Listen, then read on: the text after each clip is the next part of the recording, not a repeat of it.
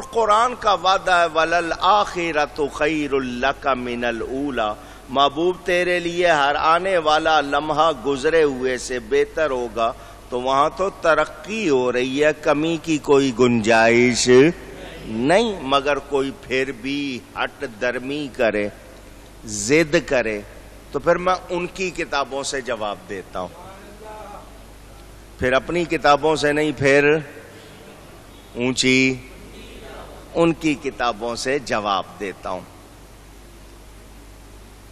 سفر نامہ انگلینڈ و جنوبی افریقہ چھپا ہوا بازار میں ملتا ہے.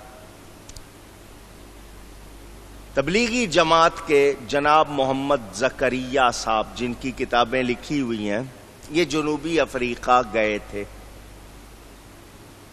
وہاں ایک شہر ہے اسٹینگر اس کا نام ہے، وہاں کی جو مسجد ہے اس میں ان کے لیے انتظام کیا گیا تھا.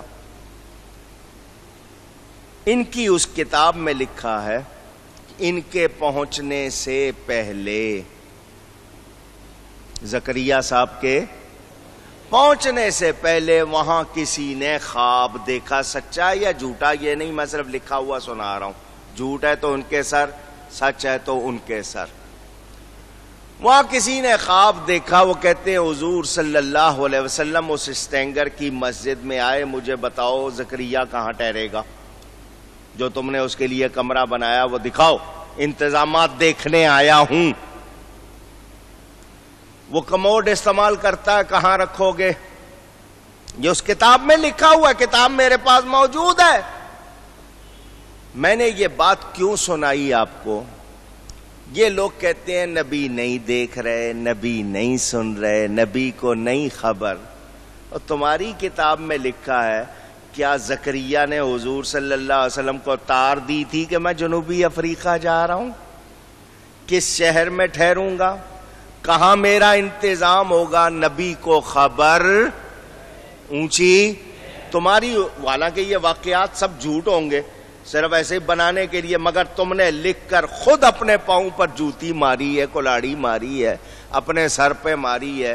تمہاری بات سے پتا چلا نبی سے کچھ بھی چھپا ہوا اونچی. میں نے آپ کو اپنا واقعہ سنایا تھا، اکثر کو یاد ہوگا، اور وہ جن کے ساتھ یہ واقعہ ہوا تھا وہ یہاں جمعہ پڑھ گئے، نمازی ان سے مل چکے، آئے تھے وہ یہاں، ابھی زندہ ہے.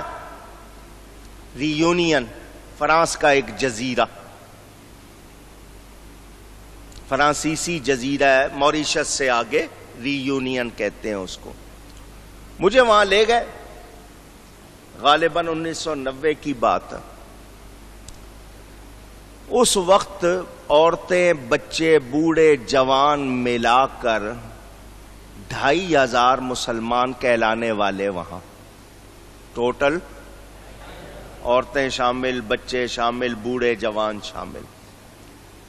نہ ان کو انگریزی آتی ہے، نہ ان کو عربی آتی ہے، مجھے فرانسیسی ایسے گنتی یا چند جملے یاد ہیں، پوری زبان نہیں آتی. انہوں نے کہا آپ اردو میں تقریر کرو، ہم فرانسیسی میں، فرینچ میں ترجمہ کریں گے. رات کے وقت جہاں انہوں نے پروگرام رکھا، 30-35 کے قریب افراد، کہنے لگے بہت بڑا مجمع، یہاں اتنے بھی جمع نہیں ہوتے، 10-12 لوگ ہوتے ہیں زیادہ. خیر تقریر ہوئی، مجھے انہوں نے جو موضوع دیا میں نے بیان کیا. لوگوں کو پتا ہے میں ساری رات جاگتا ہوں، صبح فجر کے بعد سو جاتا ہوں. میں سویا ہوا تھا، وہ حاجی ابراہیم عیسیٰ ان کا نام تھا، ان کے گھر پر.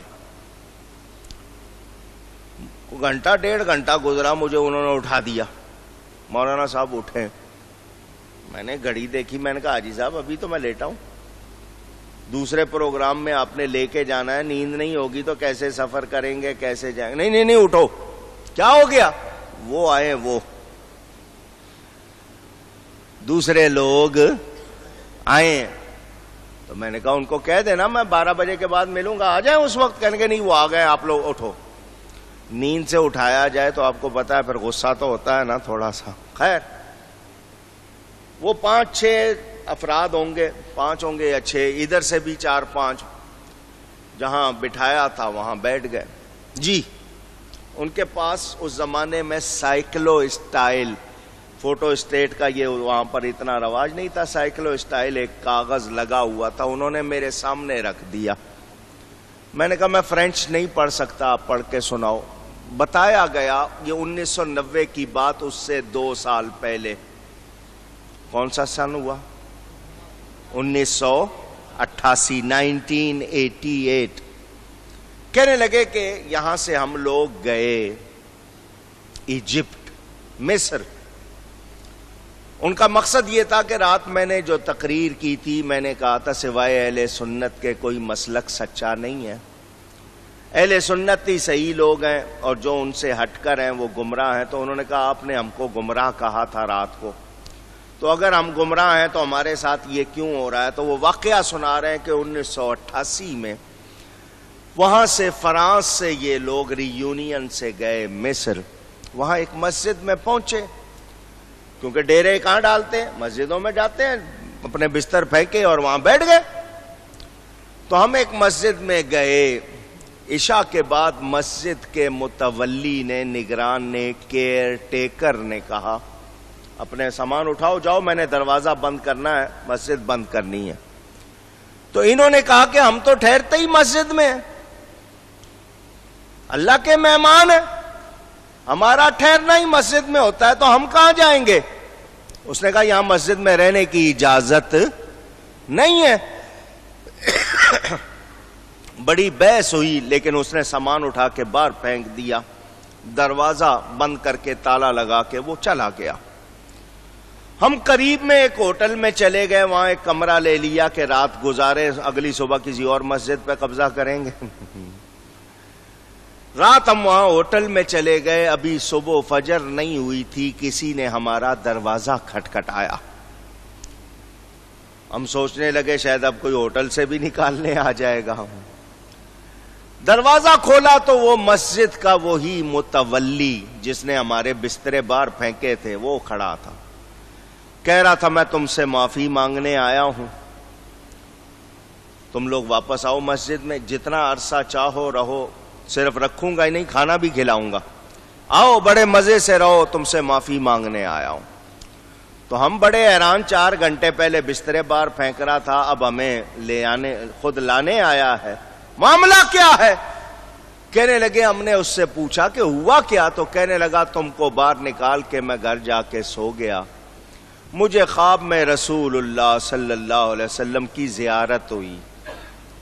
وہ جتنے وہاں بیٹھے تھے نا کہنے لگے سبحان اللہ، نبی پاک صلی اللہ علیہ وسلم کا نام آئے تو لوگ تو یہی کہیں گے، یہ نہیں پتا نا کہ یہ سب ایسی باتیں بناتے ہیں، دیکھتے پتہ نہیں کس کو ہے، نام رسول اللہ صلی اللہ علیہ وسلم کا لے دیتے ہیں۔ میں سن رہا تھا، مجھے تو سب سے زیادہ غصہ تھا انہوں نے مجھے اٹھایا کیوں، لیکن میں ان کی بات سن رہا تھا توجہ سے، میں نے کہا پوری کر لیں تو بولوں گا۔ کہنے لگے اس نے کہا کہ حضور صلی اللہ علیہ وسلم نے فرمایا تو کون ہوتا ہے میرے مہمانوں کو مسجد سے نکالنے والا؟ تو نے ان کو مسجد سے نکال دیا، جا فلانے ہوٹل کے فلانے کمرے میں وہ ٹھہرے ہوئے ہیں، ان کو لے کے آ، یہاں رکھ، ان کی خاطر تواضع کرنا، خیال رکھنا، تو میں تم کو لینے آیا ہوں۔ انہوں نے یہ پورا خواب سنا لیا، میں نے چپ کر کے سن لیا۔ سننے کے بعد وہ کہنے لگے اگر ہم غلط ہیں، آپ نے کہا کہ سنی کے سوا سب گمراہ ہیں، تو اگر ہم گمراہ ہیں تو پھر ایسا کیوں ہوا؟ میں نے کہا بات پوری ہو گئی؟ کہنے لگے جی ہو گئی۔ میں نے کہا میری سنو، بیچ میں نہیں بولنا، تم نے سنایا میں چپ کر کے سنتا رہا ہوں، دھیان سے سنو۔ یہ بتاؤ تم لوگ جب فرانس سے اس جزیرے سے مصر گئے تھے، کیا مدینہ اطلاع کی تھی کہ ہم جا رہے ہیں؟ کہنے لگے نہیں۔ تار بھیجا تھا ٹیلی گرام؟ نہیں۔ ٹیلی فون کیا تھا؟ نہیں۔ کسی بندے کو بھیجا تھا کہ جاؤ وہاں جا کے بتاؤ کہ جی ہم وفد جا رہا ہے؟ نہیں۔ میں نے کہا تم لوگ وہاں گئے، کس مسجد میں گئے؟ اس مسجد کے نام کی اطلاع مدینہ بھیجی تھی؟ جی نہیں۔ تمہاری بندے سے جو بات ہوئی اس نے تمہیں نکالا، وہ بات تم نے ریکارڈ کی تھی؟ جی نہیں۔ ہوٹل کا نام مدینہ پہنچایا تھا؟ جی نہیں. کس کمرے میں کمرہ نمبر؟ نہیں. میں نے کہا اگر تمہاری یہ بات سچی ہے تو عقیدہ تمہارا جھوٹا میرا سچا. اگر تم نے یہ جتنی کہانی سنائی ہے سچی ہے نا تو تمہارا عقیدہ جھوٹا اور میرا، تم نے جو سنایا اس سے میرا عقیدہ ثابت ہوا ہے. اب وہ ذرا پریشان، کیونکہ وہ جس کو سناتے تھے انہوں نے مسجدوں میں وہ لگایا ہوا تھا سائیکلو اسٹائل بنا کر لوگوں کو بتانے کے لیے کہ دیکھو ہمارے ساتھ یہ ہوتا ہے. میں نے کہا تمہارا عقیدہ جھوٹا میرا سچا. کہنے لگے وہ کیسے؟ میں نے کہا تم 1400 سال کے بعد فرانس سے مصر جا رہے ہو، میرا نبی دیکھ رہا ہے. کتنے گئے ہو؟ دیکھ رہا ہے. کس مسجد میں پہنچے ہو؟ دیکھ رہا ہے. کیا باتیں ہو رہی ہیں؟ سن رہا ہے. تمہارے ساتھ کیا ہوا ان کو پتا ہے. تم کہتے ہو نبی مدد نہیں کر سکتا. نبی نے مدد کی یا نہیں کی؟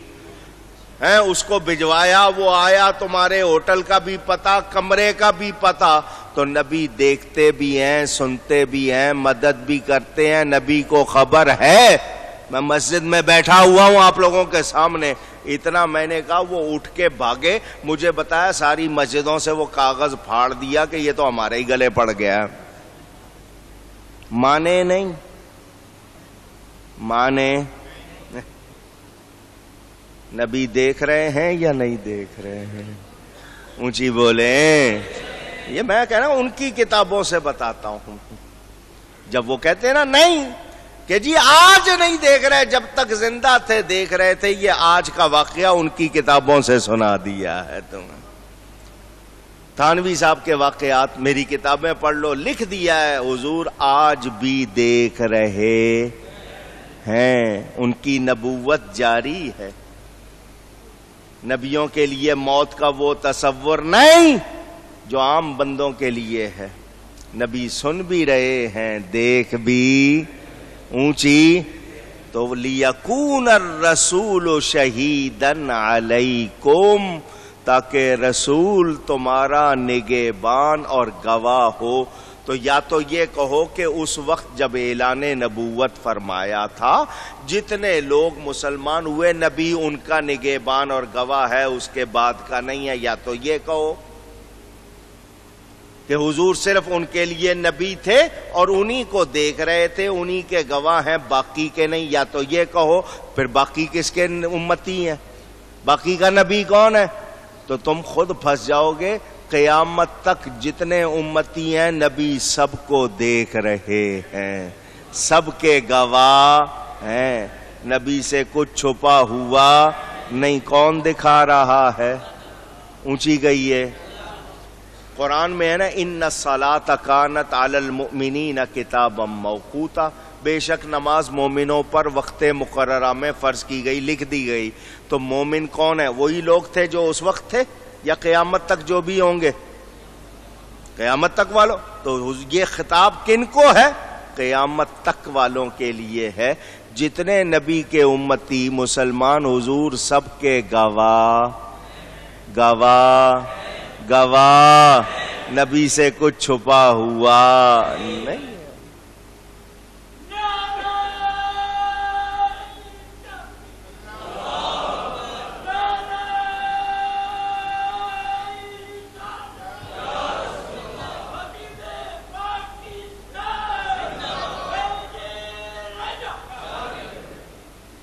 وہ لوگ جو اعتراض کرتے ہیں یا تو ان کے علم میں کمی ہے یا سمجھ میں کمی ہے یا پھر ضد ہے. ان کی اپنی کتابوں میں ان کے اپنے بڑوں کے لیے لکھا ہے، وہ دیکھ رہے ہیں، سن رہے ہیں. نبی کی بات آئے تو مرچیں کیوں لگتی ہیں؟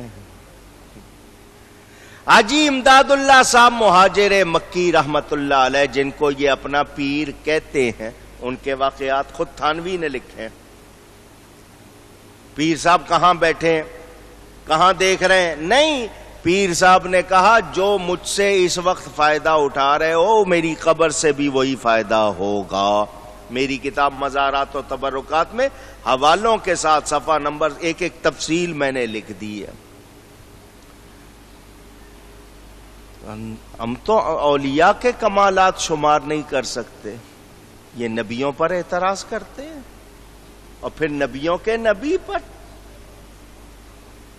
نبی کو اللہ نے گواہ بنایا۔ اچھا، قصیدہ بردہ سب سے بڑی مثال، حضور صلی اللہ علیہ وسلم کے 500 سال کے بعد مصر میں حضرت امام بوصیری بیمار ہو جاتے ہیں، حضور کا قصیدہ لکھتے ہیں، حضور کو خبر ہے یا نہیں؟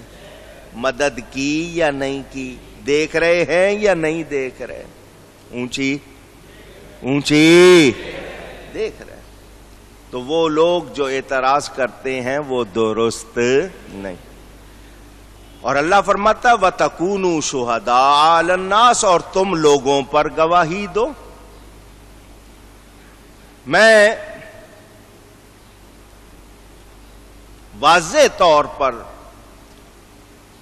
بغیر کسی تشکیک، تردد، تأمل، کسی شک، شبے، ڈاؤٹ، کسی بھی جھجک کے بغیر یقینی طور پر کہہ رہا ہوں، ایمان کے ساتھ کہہ رہا ہوں، اللہ کا نبی ہم میں موجود ہے۔ اللہ کا نبی ہم میں اونچی وَيَكُونَ الرَّسُولُ عَلَيْكُمْ شَهِيدًا، تو یہ آیت وَاعْلَمُوا أَنَّ فِيكُمْ رَسُولُ اللَّهِ کہ کیا کہو گے؟ قرآن کی آیت ہے۔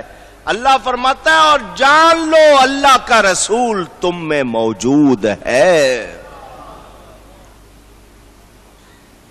ہم گلزار حبیب کراچی میں ہوں، دنیا کے کسی کنارے پر ہوں، اللہ کا رسول ہم میں موجود، وہی کہے جو مانتا ہے، اللہ کا رسول ہم میں موجود ہے۔ جسم کے ساتھ وہ مدینے میں ہیں، اپنی نورانیت کے ساتھ پوری کائنات میں ہیں۔ توجہ، آپ ایزیوم اندازہ کر کے بتاؤ 1 منٹ میں کتنے لوگ مرتے ہوں گے دنیا میں؟ اندازہ، ایسے ہی کوئی بھی پوچھ رہا ہوں۔ 1 منٹ میں کتنے لوگ پوری دنیا میں؟ ہزاروں میں۔ میں کہتا ہوں 1000 فرض کر لو، اندازہ کرنا ہے نا، 1000۔ وہ جو 1000 مرے ہیں وہ ایک جگہ یا 1000 جگہ؟ اونچی 1000 جگہ، ٹھیک ہے۔ روح کون نکالتا ہے؟ ملک الموت، موت کا فرشتہ۔ وہ 1 ہے یا 1000 ہے؟ سوال ہے میرا۔ 1 حضرت اسرائیل علیہ السلام۔ آپ نے اندازے کے لیے کہا 1 منٹ میں 1000 جگہ پر 1000 آدمی مرا۔ 1 فرشتہ ہے، وہ ایک وقت میں 1000 جگہ موجود ہوا یا نہیں ہوا؟ پوچھ رہا ہوں، وہ ایک ہی ہے یا 1000 ہے؟ سوچ کے بولے۔ ایک ہے، ایک منٹ میں 1000 جگہ موجود، تو جس کے نور سے بننے والے فرشتے میں یہ قوت ہے، اس نبی میں کتنی قوت ہوگی؟ اللہ، آج کی سائنس نے یہ ثابت کر دیا، ایک آدمی خبریں پڑھتا ہے ایک کمرے میں بیٹھ کے، دنیا میں کروڑوں مقامات پر آپ اسی ایک آدمی کو اسی وقت دیکھتے ہو۔ جب مادیات کا یہ عالم ہے، روحانیات کا کیا عالم ہے؟ جو انکار کرتے ہیں ان کو سوچنا چاہیے۔ جبریل امین کی بات کروں، سدرہ کبھی ان سے خالی نہیں ہوتا، ان کا مقام سدرۃ المنتہا قرآن میں ہے۔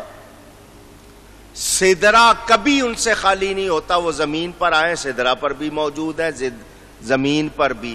جبریل ایک ہیں یا دو ہیں؟ معراج کی رات آپ نے سنا 1,24,000 کم و بیش جتنے نبی تھے سب مسجد اقصی میں موجود۔ وہ اس وقت مسجد اقصی میں بھی تھے، اپنی قبروں میں بھی تھے، آسمانوں میں بھی تھے، ایک ہی وقت میں۔ تھانوی صاحب نے قضیب البان موصلی کی بات لکھی ہے۔ غوث پاک کے زمانے میں ایک بزرگ تھے جن کا نام قضیب البان موصلی، موصل عراق کے شہر کا نام۔ ان کو ایک ہی وقت میں، جیسے کراچی میں بھی دیکھا جا رہا ہے، لاہور میں بھی، پنڈی میں، اس طرح وہ تھے کہ آن کی آن میں ان کو کئی جگہوں پہ دیکھا جاتا تھا۔ جب غلاموں کی یہ شان ہے، آقا کی کتنی شان ہوگی۔ میں جھلکیاں دکھا رہا ہوں آپ کو۔ اعتراض کرنے والوں کی علم میں کمی ہے یا سمجھ میں کمی ہے؟ اللہ کا نبی اور ولی اللہ کی عطا سے ایک ہی وقت میں 1000 جگہوں پہ موجود ہونا چاہے ہو جاتا ہے۔ یہ کرامت بھی تھانوی صاحب نے لکھی ہے، غوث پاک رضی اللہ تعالی عنہ، آپ نے سنی ہوئی ہے۔ سیدنا غوث اعظم رضی اللہ تعالی عنہ کے پاس ایک شخص آیا، مرید ہوا، بیٹھا ہوا تھا، مرید ہو کے بیٹھا ہوا۔ حضرت کے پاس ایک آیا، حضرت آج روزہ میرے پاس افطار کیجئے گا۔ فرمایا بہت اچھا، وعدہ کر لیا۔ وہ مرید ہوا تھا، اس نے کہا چلو آج ہی دعوت ملی ہے، چلیں گے، کھائیں گے۔ تھوڑی ابھی وہ ایک پہلا بندہ اٹھ کے گیا، دوسرا آ گیا، حضرت افطار میرے ہاں۔ فرمایا بہت اچھا، 2 جگہ وعدہ ہو گیا۔ وہ دوسرا اٹھ کے گیا، تیسرا آ گیا، حضرت افطار میرے ہاں۔ فرمایا بہت اچھا۔ یہ سوچ میں پڑ گیا، 3 جگہ وعدہ کر لیا ہے، کیسے کریں گے؟ اس نے کہا ٹھیک ہے، ایک جگہ وہ جائیں گے نماز سے پہلے، ایک جگہ نماز کے بعد، پھر ایک جگہ لیٹ جائیں گے۔ اس طرح وہ اپنا حساب، چلو میں اس حساب سے کھاؤں گا کہ تینوں جگہ میں کھا سکوں، وہ اپنا حساب لگا رہا تھا۔ چوتھا آیا، حضرت افطار میرے یہاں۔ فرمایا بہت اچھا۔ 70 افراد آئے، حضرت نے 70 سے وعدہ کر لیا۔